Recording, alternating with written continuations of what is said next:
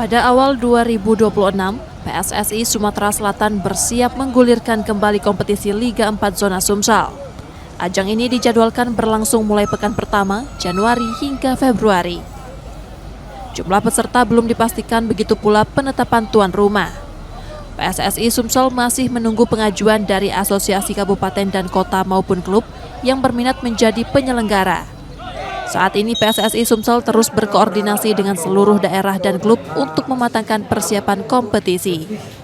Yang tetap kita koordinasikan dengan Askot dan Askar bahwa mereka melakukan kegiatan-kegiatan Liga 4 dan kita mendukung mereka.